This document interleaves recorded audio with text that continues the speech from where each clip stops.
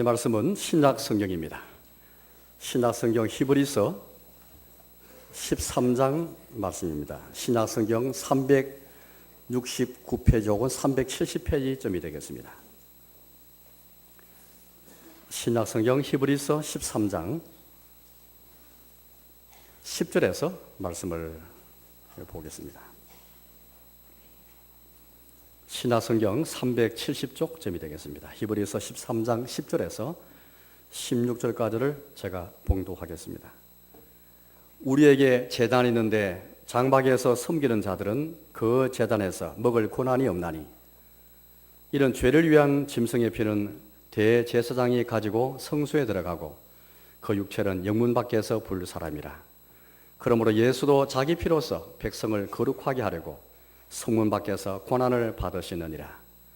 그런즉 우리도 그의 치욕을 짊어지고 영문 밖으로 그에게 나아가자. 우리가 여기에는 영구한 도성이 없으므로 장차 올 것을 찾나니 그러므로 우리는 예수를 말미암아 항상 찬송의 제사를 하나님께 드리자. 이는 그 이름을 증언하는 입술의 열매니라. 오직 선을 행함과 서로 나누어 주기를 잊지 말라. 하나님은 이 같은 제사를 기뻐하시느니라. 아멘. 저 오늘 여러분들에게 예배 순서 가운데서 찬송에 관해서 설교를 하려고 합니다. 찬송은 기도와 함께 또 복음과 더불어서 예배에서 빠질 수 없는 중요한 요소입니다. 공예뿐만이 아니겠죠. 우리 모든 생활에서, 우리 개인 신앙 생활에서 찬송은 빠질 수가 없습니다. 찬송이 예배를 이루는 중요한 요소입니다. 오늘 여기 말씀 보니까 찬송을 제사에 비유하고 있습니다. 15절 말씀을 제가 읽어보겠습니다. 15절입니다. 이러므로 우리는 예수를 말미암아 항상 찬송의 제사를 하나님께 드리자.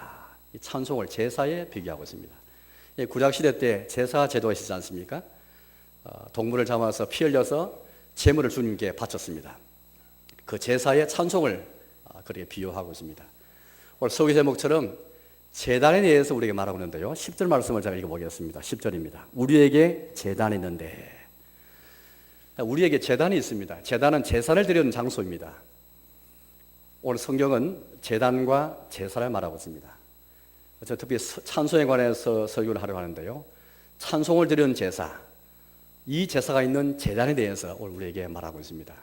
저는 오늘 특히 찬송의 제사를 이렇게 설교하면서 오늘과 또 다음 주 이어서 이 찬송에 관해서 여러분과 함께 말씀을 상고하도록 하겠습니다. 저 이 말씀을 준비하면서 제가 중학교 때 친구의 말이 생각이 났습니다. 그 친구 부모님이 아버님인지 어머니 돌아가시는데 제가 이제 교회 다니는 것을 알고 그 친구는 교회 안 다니는데 제게 그렇게 하루는 친한 친구이기 때문에 제가 물었습니다. 너희 교인들은 왜 장례식 때 너 찬송 부르냐, 노래 부르냐, 슬퍼야 되지 왜 찬송 부르느냐. 어릴 때 저는 그 말을 듣고 답을 하지 못했습니다.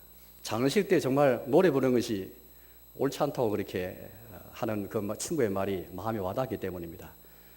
그때부터 의문을 가졌습니다. 왜 장례식 때에 울지 않고 왜 노래 부를까? 왜 노래하면 다 즐거운 노래인데 왜 그런 노래를 부를까? 의문을 가졌습니다. 저는 신학 공부하면서 늘 그 의문을 가졌습니다. 또 신학 공부하는 것이 나와 우리와 우리 사회와 우리 조국과 이 세계에 대해서, 주님의 교회에 대해서, 영혼국에 대해서 무슨 의미가 있는가? 어떤 답을 줄 수 있겠는가? 꼭 신학하는 사람뿐 아니라 우리 교회가 혹은 신자들이 이 모든 것에 대해서 불신자들이 우리 이웃들이 물을 때 그들에 대해서 무슨 답을 할 수 있을 것인가? 늘 저는 그런 마음 가지고 신학 공부해왔고 또 때로는 또 해답을 주지 못해서, 해답을 찾지 못해서 고민하기도 하고 또 망설이기도 하고 또 가슴을 치기도 하고 제 자신이 안타까운 그런 모습을 갈 때 참 많았습니다. 이번 세월호 대참사 사건을 통해서 역시 저는 그런 의문을 가졌습니다. 한국 교회가 또 신자가 혹은 제 자신이 신학을 하는 것이 혹은 목사로서 우리 교인이 교회가 이런 대참사에 대해서 무슨 답을 줄 수 있을 것인가? 이 교회가 만약에 답을 주지 못한다면, 신학이 답을 주지 못한다면, 성경이 답을 주지 못한다면 도대체 인류에게 이 세상에 무슨 소망이 있단 말입니까?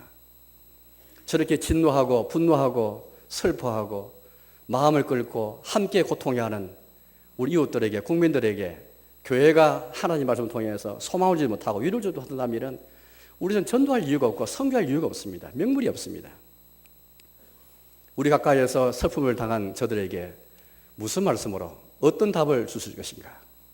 저는 오늘 말씀 준비하면서 우리에게 재단이 있는데 도대체 우리에게는 재단이 어떤 재단이 있길래 국민들에게 답을 줄 것인가? 또 찬송의 예사를 이 슬픔 속에 빠진 저들에게, 애통 속에 빠진 저들에게 어떻게 찬송에 관해서 우리가 설교할 것인가? 어떻게 찬송의 말씀 들을 수 있을 것인가? 저는 그런 고민을 해보았습니다.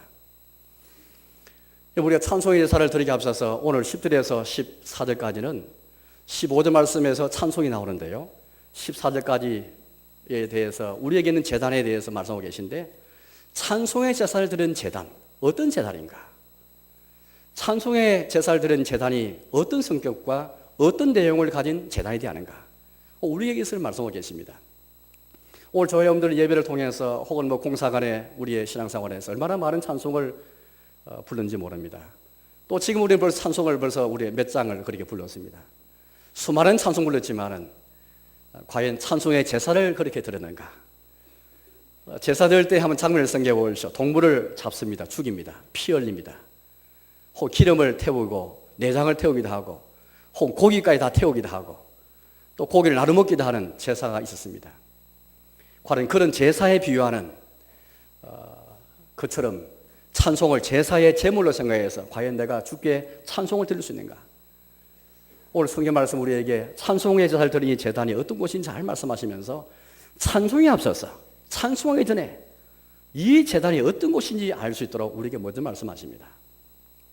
저는 오늘 여러분들에게 이 찬송의 제사에 대해서 설교하면서 두 차례 나누어서 말씀드릴 터인데 오늘은 찬송의 제사로 나아가기 앞서서 그 토대가 되는 토대의 말씀에 대해서 여러분께 설교하려고 합니다. 왜냐하면 이 찬송이나 기도란 것은 그냥 쉽게 급하게 그렇게 할 것이 아닙니다. 오늘 얼마나 그렇게 피상적인 찬송, 얼마나 가벼운 찬송, 얼마나 가벼운 기도가 많은지 모릅니다. 그러나 찬송과 기도가 제사이고 주님께서 받으실 만한 향기가 되기 전에, 그는 제물이 되기 전에 먼저 우리의 제단, 이 제단이 어떤 제단인지 그렇게 알아야 되겠습니다. 왜냐하면 오늘 10절 말씀 보니까 장막에서 섬긴 자들은 그 제단에서 먹을 권한이 없다라고 말씀하고 계십니다.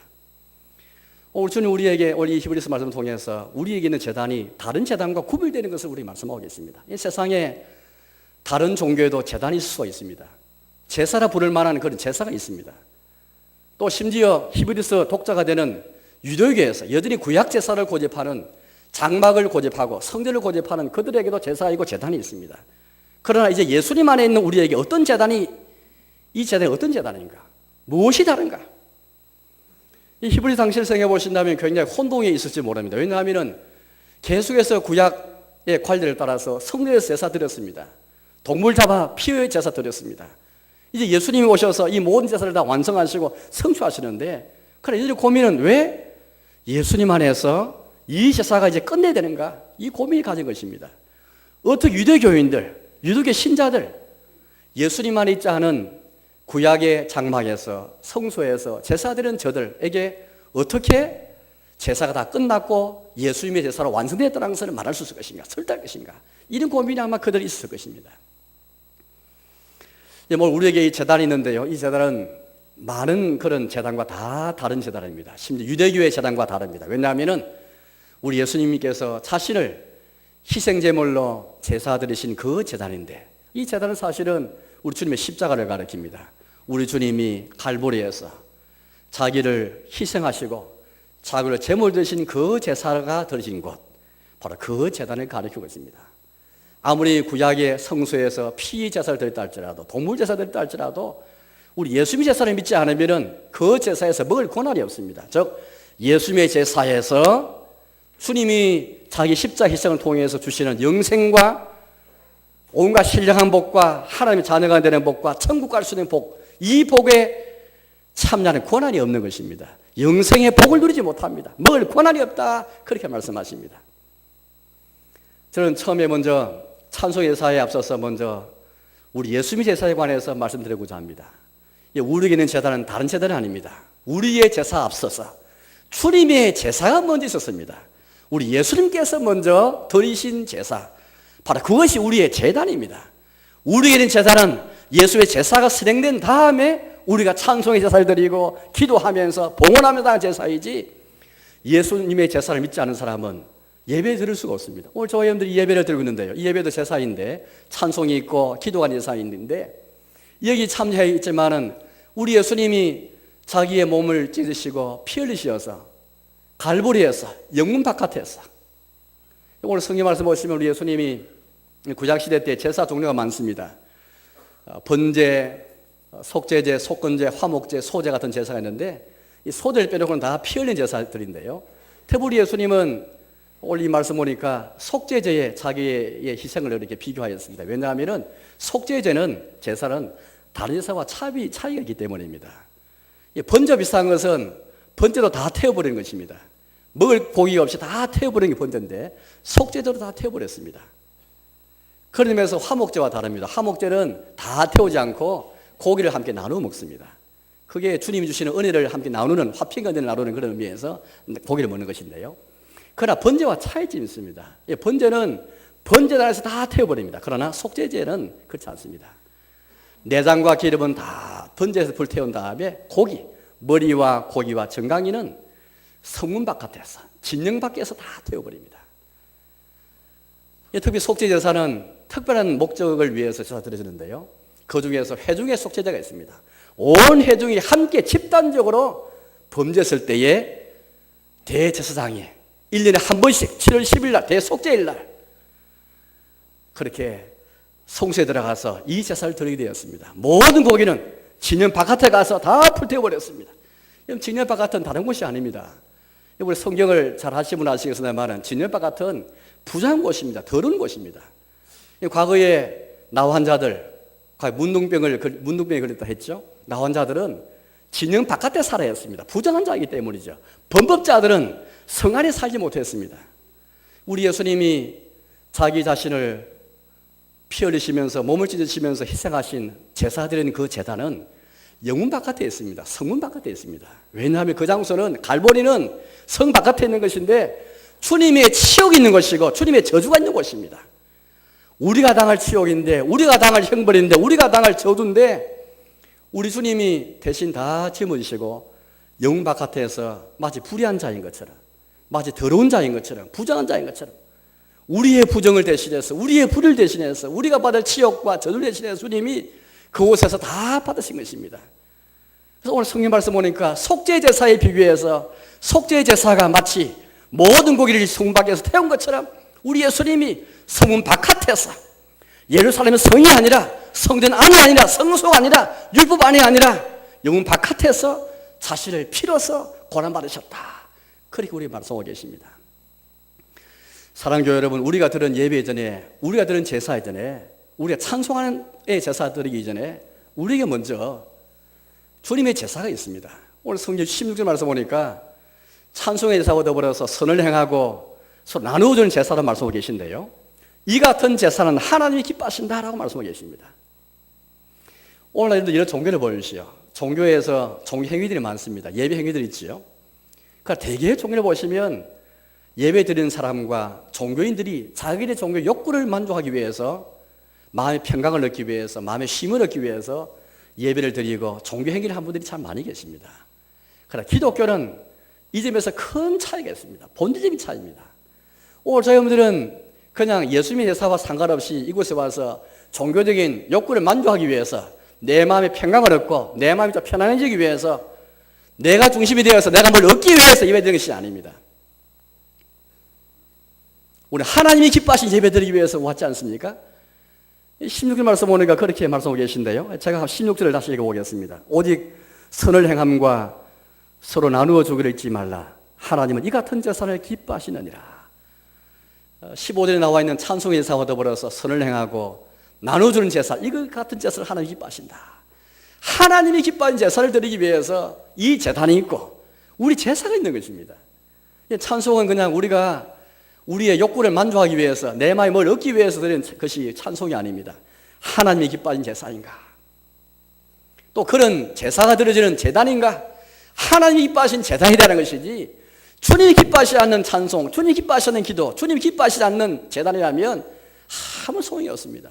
여타 종교의 제단과 제사와 아무 별 차이가 없는 것입니다. 오늘 저분들의 예배는 인간 중심이 아니고 사람 중심이 아니고 하나님 중심입니다. 하나님이 이 같은 제사를 기뻐하시는데 그건 제사 드리고 있는가?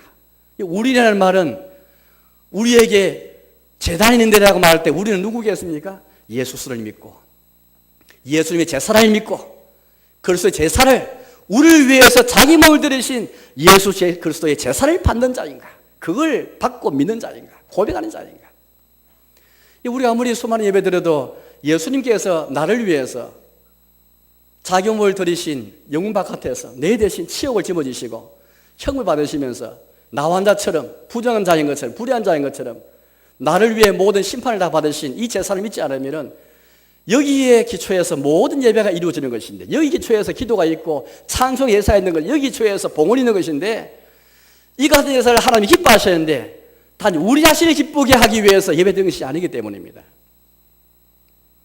오늘 우리 주변에 얼마나 거짓 종교와 참 종교가 많이 있고 얼마나 거짓 예배와 참 예배가 분명히 나눠지는 것을 잘 볼 수가 있습니다. 이 거짓 종교와 참 종교의 차이 이것입니다. 사람만 기쁘게 하는 것이냐, 사람 욕심이냐, 인간 욕심이냐, 하나님 욕심이냐. 물론 하나님 욕심이라 하면서 우리는 사람을 무시하지 않습니다. 주님을 사랑하는 사람은 인간을 참되게 사랑하기 때문입니다. 그러나 하나님 없이 사람을 사랑하는 사람은 결국 사람을 버리게 되어 있습니다. 주를 두려워하지 않기 때문이죠. 인간을 사랑하지 않게 되어 있습니다. 참 예배는 하나님을 참되게 예배하면서 주님이 기뻐하신 제사를 드리는 그런 경우인 것입니다. 우리에게 있는 제단, 이 제단은 우리가 드린 제사에 앞서서 주님이 이 제단을 위해서 자기 몸을 속죄 제물처럼 우리가 당할 치욕과 저주 형벌 대신해서 갈보리에서 영혼 바깥에서 저주받을 자인 것처럼 심판을 받는 것처럼 쫓겨나서 추방자인 것처럼 그렇지 그 제단입니다. 가르디아서 2장 20절 말씀 보니까 내가 육체 가운데 사랑한 것은 나를 사랑하사 나를 위하여 자기 몸을 버리신 자기 자신을 버리신 하나님의 아들을 믿는 믿음 안에서 사는 것이라고 고백하였습니다. 이것은 우리의 신자의 삶의 중요한 원리를 말하고 있지만은 우리가 이 예배로 모였지만은 우리 예수님께서 뭐라 말씀했습니까? 두세 사람이라도 내 이름으로 모인 곳에는 나도 그들 중에 있느니라 라고 말씀하셨습니다. 이 세상에 아무리 여러분들 기도가 있고 찬송이 있어도 예수님이 제사를 믿지 않은 사람은 그런 회중은 그런 모임에는 예수님이 계시지 않고 거기 드리는 예배는 다 거짓 예배이고 거기 드리는 아무리 찬송이 화려하고 아무리 기도가 유창해도 하나님께 기뻐하지 않습니다. 반드시 공예배 시간에 찬송과 기도뿐 아니라 우리의 개인적인 찬송과 기도도 마찬가지인 것입니다. 예수 제사를 믿고 있는가? 나를 사랑하사 나를 위하여 자기 몸 버리신 속죄제물로서 갈보리에서 영혼 바깥에서 내가 당할 치욕과 저주를 대신 짊어지시고 피 흘리시어서 우리를 거룩하게 하시기 위해서 오늘 그런 말씀이 있지 않습니까? 12절 말씀을 제가 읽어보겠습니다. 12절인데요. 그러므로 예수도 자기 피로서 백성을 거룩하게 하리고 성문 밖에서 고난을 받으시느니라. 우리 예수님이 왜 성문 밖에 가셔서 제물 되셨습니까? 우리 같은 자들을 거룩하게 하시기 위해서입니다. 우리가 본래 불의한 자이고 우리가 본래 부정한 자이고 더러운 자인데 우리 예수님이 자기 피로서 거룩하게 하시기 위해서 그래야 우리가 하나님과 교제 회복되어지고 영생에 소망 갖게 되고 주의 면전에 설 수 있게 됩니다. 모든 사람이 예외가 없습니다. 누구도 예외가 없습니다. 어느 누구도 자기의 행한 것 때문에 나는 거룩하다 어렵다 말할 수가 없습니다. 거룩한 신주님 앞에 모든 사람이 다 범죄해서 주의 영광에 이를 수가 없습니다. 하나님의 기준 앞에 이를 수가 없습니다. 누구도 예외가 없습니다. 아무리 성현도 예외가 있을 수가 없습니다. 우리 예수는 모든 인류를 위해서 자기 백성을 거룩하게 하시기 위해서 십자가에서 피를 흘리시게 된 것입니다. 오늘 우리가 이 슬퍼하는 대한민국 국민 앞에서 우리가 제시할 복음은 이 복음입니다. 예수님의 제단을 소개하는 것입니다. 우리 주님의 제사를 소개하는 것입니다. 이 세상의 모든 불행들, 이 모든 죽음들, 슬픔들, 우리의 모든 비극들, 불행들, 이 모든 저주들이 어디서 왔습니까? 결국에는 세상의 죄의 결과들입니다. 지금 우리가 당한 죄가 아닌 것이 아니라 이 세상에 죄가 들어온 모든 결과들로서 재난이 있고 모든 분이 있게 된 것입니다. 따라서 우리는 예수님의 십자가를 바라볼 수 있도록 우리 주님이 우리를 위로하시기 위해서 우리의 눈에서 흘리는 눈물을 씻어주기 위해서 이번에 우리가 참 어른들이 체면을 다 잃고 말았습니다. 우리 아이들한테 청소들에게 무슨 어른들이 답할 수 있겠습니까? 어른들이 자기 살려고 도망치는데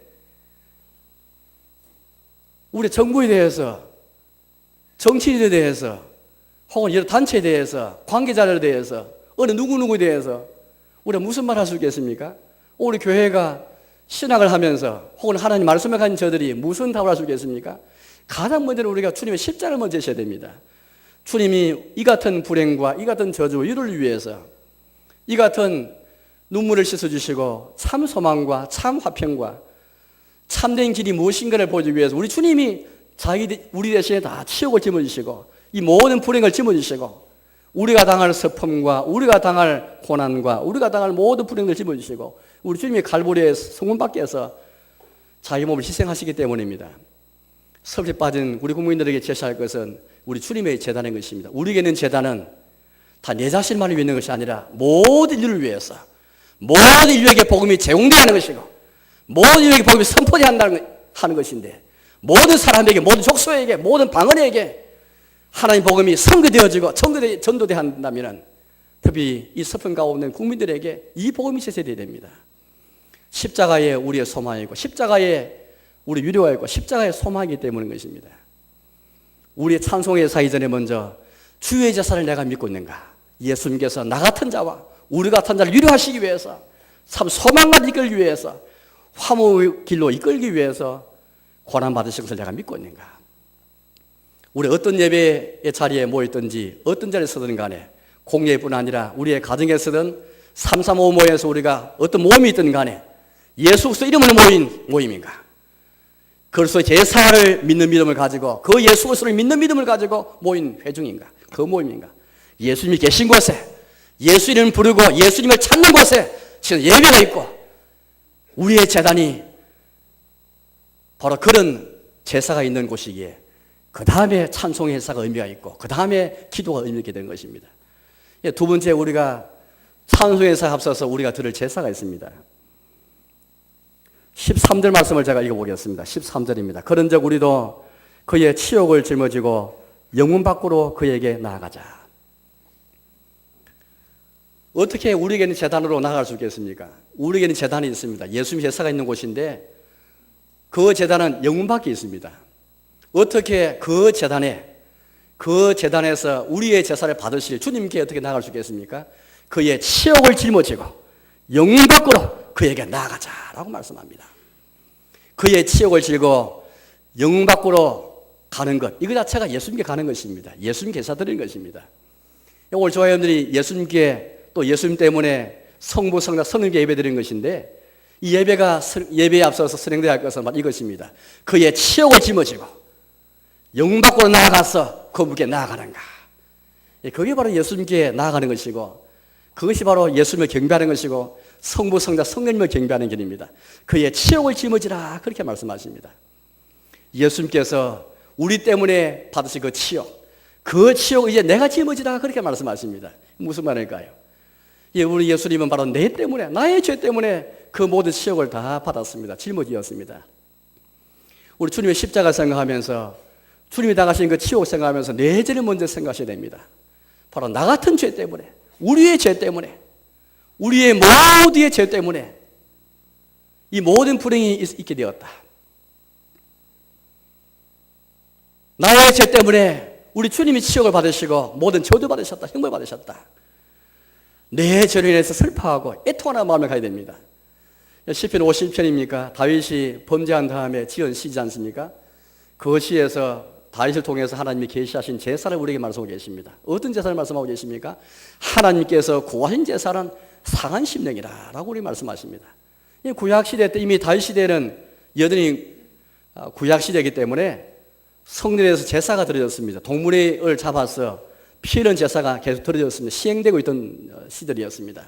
그런 때라도 하나님께서 진정 구한 제사는 피 흘린 제사 이전에 먼저 상한 마음을 드린 제사라고 우리에게 말씀하고 계십니다. 찬송 드리기 앞서서, 찬송의 제사에 앞서서 우리가 먼저 예수님의 제사를 믿지 않고 주님의 치욕을 생각하면서 주님이 당한 치욕이 내 죄 때문이라는 생각, 그래서 마음이 상하고 애통하고 내 죄 때문에 슬퍼하고 통연의 심령, 하나님이 상하고 통연한 마음을 멸시치 아니하시리라고 말씀하시는데 상한 마음을 드린 제사 없이 주께 올려드릴 찬송이 있을 수가 없습니다. 어떻게 상한 마음이 제사하면 어떻게 찬송 드릴 수 있겠습니까? 그 찬송은 가져갑니다. 오늘 한국교회 찬송이 이제 그러기 짝이 없습니다. 우리에게는 제단, 이런 제단인데 예수의 제사가 있는 것이고 온 인류의 위로와 화평한 제사인데 우리 예수님의 제사를 우리 것으로만 생각하고 상한 마음의 제사 없이 그렇게 찬송만 있는 피상적이고 가벼운 찬송만 있는 그런 제사 있지 않습니까? 과연 한국교회가 우리 민족을 향해서 이웃을 향해서 아니 우리 자신이 우리 이웃을 향해서 오늘 저놈들이 이 마산에 있으면서 우리 이웃들 향해서 우리의 죄 때문에 주님이 치우고 따르는 걸 생각하면서 상한 마음의 제사를 드리고 있습니까? 이 제사가 없이 찬송은 가장스럽습니다. 하나님이 찬송 받으시지 않습니다. 기도 받으시지 않습니다. 우리의 문제가 무엇입니까? 상한 마음의 제사가 없습니다.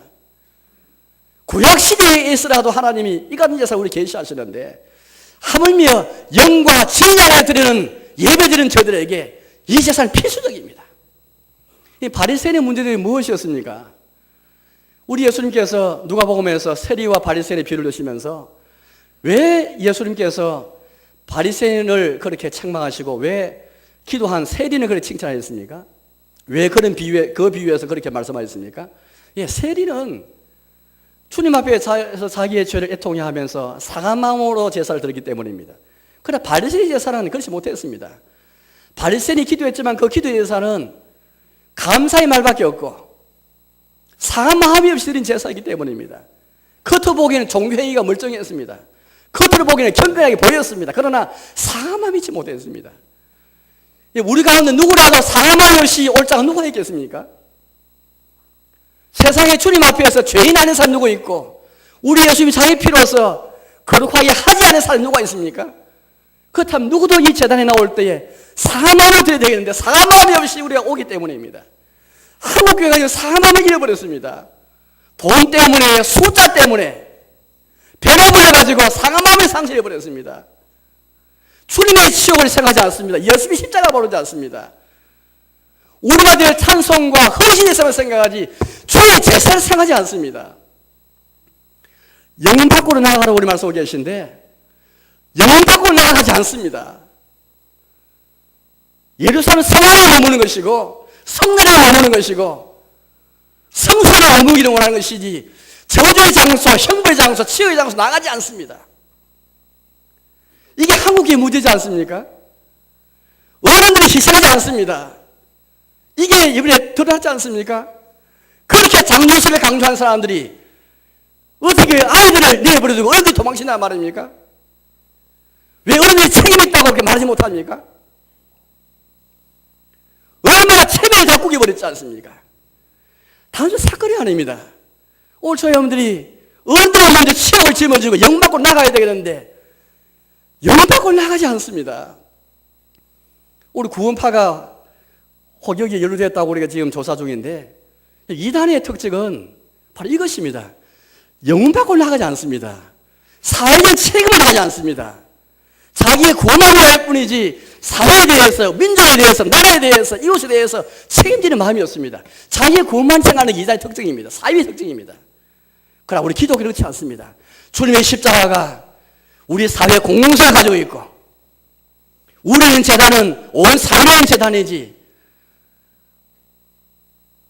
우리가 상한 마음을 가지고서 민족을 껴안고 이웃을 껴안고 온 세계를 품고 나가는 그런 재단이지 영받고 나아가면서 자기 십자가를 지고 나아가는 그런 재단이지 영받고 나아간다는 것은 결국엔 이제는 내 상한 마음을 가지고서 자기 십자가를 지고 나아가는 것입니다.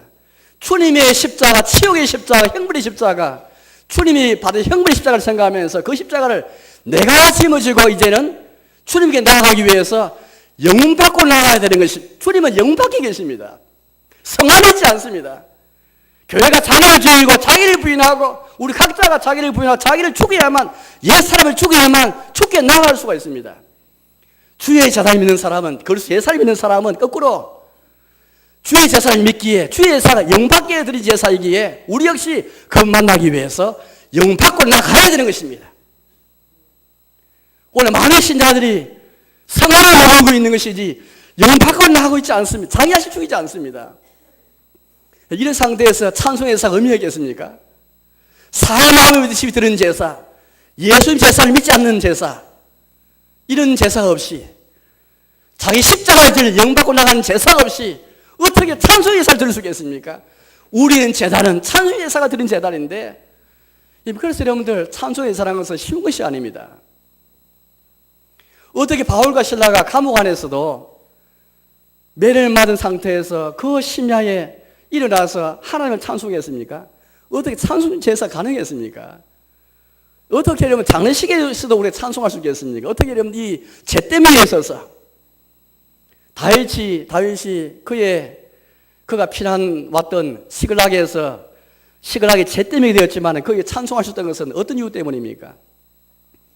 그냥 찬송해서 있는 것이 아니라 그리스도 제사를 믿기에, 사망을 가졌기에, 영받고 나아가기 때문에 찬송해서 가능합니다. 한국교회의 문제가 무엇이고, 우리의 문제가 무엇이고, 우리 국민의 문제가 무엇이고, 우리 각자의 문제가 무엇이고, 우리 교회의 문제가 무엇인지 잘 생각하면 좋겠습니다. 자기를 부인하고 자기 십자가를 지고 날마다 주를 따라가는 것이 신자의 삶인 것인데, 이 제사가 지금 우리에게 보도한 것입니다. 그런 다음에 우리 예수님께서 우리 말씀했습니다. 로마서 12장 말씀 보니까 제가 지난 주일 또 인용한 말씀인데, 너희 몸을 하나님이 기뻐하시는 거룩한 산제물 드리라, 그렇게 말씀했습니다. 구약시대 때 드린 그 제사를 잘 한번 생각해 보십시오. 동물을 잡아서 죽입니다. 피 흘립니다. 그러다 전제단에서 태우든지 또 고기를 나눠 먹든지 제사 드립니다. 마찬가지로 예수님 자신도 그런 식으로 자기 피 흘리셔서 자기 몸을 불사르시어서 우리 위해서 속죄 제물을 내셨고 희생 제사를 드리셨습니다. 이것으로 모든 동물사를 다 완성했습니다. 이제 우리 차례입니다. 우리 역시 마음을 상하게 하고 애통하는 마음을 가지고 통쾌한 심령 가지고 동물이 죽듯이, 동물이 잡혀서 피 흘리듯이 내 마음을 주님 앞에서 상하고 통쾌한 심령 가지고 그 다음에 통제해서 드려야만 제사가 드리는 것이지, 마음을 상하지 않고 더러움도 없이 주께 찬송만 드리려고 하는 것이 우리의 문제가 아니겠습니까? 그것이 우리의 문제, 우리의 기도가, 우리의 예배가 되지 않겠습니까? 동물이 잡혀서 죽어서 피 흘려서 그 다음에 제단에 들어진 것처럼 우리 역시 예수님의 제사를 믿고 상한 마음을 가지고 통하게 하는 심령을 가지고 자기 자신을 부인하고 자기의 사람을 죽이면서 그 다음에 영 밖으로 나아가면서 그에게 나아가야 되는 것입니다. 그 다음에 우리의 몸을 하나님이 기뻐하시는 그런 산제물 드릴 수가 있습니다. 상한 마음이 없이 예수님 제사를 믿지 않는데 어떻게 영 밖으로 나아가서 그분께 우리 자신을 드릴 수 있겠습니까? 신자의 신앙생활은 한마디로 우리 몸을 주께 살아난 제물 드리는 것이 신자의 신앙생활이지 않습니까? 이게 헌신입니다. 우리는 헌신 예배라는 말을 잘 쓰지 않으려고 합니다. 왜냐하면 모든 예배가 헌신이고 예배 자체가 예배 본질 헌신인데, 그게 신앙생활인데, 그게 우리 신자의 삶인데, 신자의 삶에서 자기 몸을 주께 드리는 산제물 드리는 것이 신앙생활이지 않습니까? 이게 헌신인데 특정 예배만 헌신 예배하면은 나머지 예배는 헌신 예배가 아니게 보이기 때문에 우리가 그 용어 쓰지 않습니다. 가능한 잘 쓰지 않습니다. 헌신을 위한 예배가 따로 있고 나머지 예배 헌신하지 않는 예배인 것처럼 오해할 수 있기 때문에 잘 쓰지 않습니다. 공예뿐 아니라 우리 모든 삶 전체가 헌신의 삶이 되기 위해서 우리의 몸, 이 몸은 그냥 우리 육체만 가지지 않습니다. 우리의 몸은 마음과 우리의 생각과 사상과 우리의 모든 삶의 전부입니다. 우리의 미래, 우리의 시간, 나의 소유, 나의 관계, 내 인생, 내 꿈, 내 비전, 내 모든 것이 다 이 속에 포함되어 있습니다. 과연 여러분들 예수 제사를 믿은 사람만이, 상한 마음을 가진 사람만이, 자기를 부인하는 사람만이 이제 긍정적으로 자기 자신을 주님께 거룩하고 살아난 제물을 드릴 수가 있습니다. 이게 헌신입니다. 그런 다음에 나오는 게 찬송입니다. 자기 주께 드리지 않았는데 어떻게 찬송이 되겠습니까? 고린도후서 8장 말씀 보니까 마게도니아 교회를 예로 들면서 고린도 교인들을 책망하면서 그렇게 이제 마게도니아 교회를 예로 들고 있는데요. 고린도 교회는 1년 전에 그렇게 가나안 예루살렘 교회를 위해서 연보하기로 작정했지만 실행에 못 옮겼습니다. 그때 사도바를 통해서 마게도니아 교회는 가난한 쪽에도 극심한 가난과 박해 가운데서도 그렇게 연보했다는 것을 말하면서 이런 말씀을 그렇게 하였습니다. 그들이 자신을 죽게 드리고 주의 뜻을 따라서 주었도다. 그렇게 고백하였습니다. 이 봉은 우리 헌금과 연보하는 것, 연보도 제사인데 찬송 제사, 기도 제사인데 이 제사에 앞서서 우리의 몸을 죽게 드리는 제사가 없이 어떻게 봉헌이 가능하겠습니까? 상한 마음이 없이 내 자신을 부인하지 않고 어떻게 11조 바칠 수 있으면 어떻게 감사금 드리겠습니까? 불가능합니다. 혹 그렇게 드린다면 그건 가증스러운 예물입니다. 우리 예수님께서 뭐라 책망하셨습니까? 이사야서를 인용하시면서 너희가 입으로는 나를 공경하되 마음은 내게 선물도 달라고 말씀했습니다. 마음은 빼놓고 몸을 와서 예배드린다면 그 예배 어떻게 주님이 받으시겠습니까? 마음 빠지는데 헌금하고 찬송하고 기도하는 것을 하나님 어떻게 받으시겠습니까? 우리 마음 먼저 주 앞에 산점을 드려야만 주님이 받으신 제사가 되는 것이고 그 연장선상에서 찬송이 나오고 기도가 나오는 것입니다. 오늘 한국교회가 얼마나 하나님이 기뻐하시는 찬송을 드리기에 앞서서 설을 행하고 나눠주는 제사에 앞서서 상한 마음이 없고 자유를 분하지 않고 우리 몸을 정적으로 살아있는 제물을 드리는 헌신이었기 때문에 희생이었기 때문에 이런 참사가 사실은 우리 스스로를 살피는 우리 한국에 살필 뿐 아니라 냉정하게 어디에 책임인가 소지를 잘 밝히면서 그냥 진노하고 화만 내기 아니고 그냥 슬퍼할 것만 아니라 냉정하게 살펴서 구조적인 문제가 없는지 책임을 가진 사람 책임을 따지고 그러면서도 자신을 잘 살피는 글이 있어야 할 것입니다. 우리 한국교회 신자들이 만약 희생의 모습을 보이고 어른들의 모습을 보이고 어른들이 책임질 줄 알고 어른들이 자기 권력을 찾고 자기 명예를 찾고 어른들이 자기 영광을 찾은 이 한국 사회에서 질서를 찾는 이 한국 사회에서 자원수 중요합니다. 그러나 맨날 질서를 찾는 이 사회에서 희생 없는 질서, 헌신하는 질서, 우리 마음을 먼저 어른들이 앞장서서 희생하지 아니하고 양보하지 아니하고 정당하게 때문에 한국 사회에서 부끄러운 모습이 나왔지 않습니까? 어떻게 다음 생 아이들 앞에 어른들이 무슨 말 할 수 있겠습니까? 혹은 교회가 사회에 대해서 어떻게 희생했습니까? 우리만 잘 되기 위해서 교회 성장하기 위해서 했지 않습니까? 혹시? 영혼 구원을 누리기 위해 진정 이웃을 사랑하고 조국을 사랑하고 이웃을 사랑하는 우리 몸을 그런 산재로 드는 제사 있었습니까? 교회가 이런 희생과 양을 몸을 보였습니까? 자신이 부인하면서 내 상한 10년 가지고 애통한 마음 가지고 영혼 바깥에 가서 만약 교회가 편안한 장소가 아니라 이 세상 모판이 아니라 영혼 바깥인 세상을 부인하고 자기를 부인하는 영혼 바깥 치욕을 받더라도 형벌 받더라도 모욕을 받더라도 영혼 밖에 계신 주님의 제자 앞에 나가서 주를 예비하는 진실한 예배가 있었습니까? 저는 결국에는 예배 문제입니다. 참된 예배가 우리에게 없기 때문입니다. 참된 찬송, 참된 기도 없기 때문에 이것이 한국교회 문제이고 이것이 우리 모든 사람들의 문제인 것입니다. 이제 말씀 맺도록 하겠습니다. 사랑하는 교회 여러분, 오늘은 찬송의 제사가 찬송을 제사라고 우리에게 비유하시면서 왜 우리에게 이 제단과 제사를 말씀하실까? 왜 찬송의 제사를 말씀하시면서 이 제단이 어떤 제단인지를 그렇게 상세히 말씀하실까? 다시 한번 우리가 한번 너무나 예배 가운데 중요한 요소인 구성 요소인 찬송 우리가 함께 말씀 보았는데 찬송에 앞서서 과 예수님의 제사가 드려진 이 제단을 내가 믿는가? 나를 사랑하사 나를 위하여 자기 몸을 버리신 하나님 아들 믿는 믿음으로 내가 예배드리는가?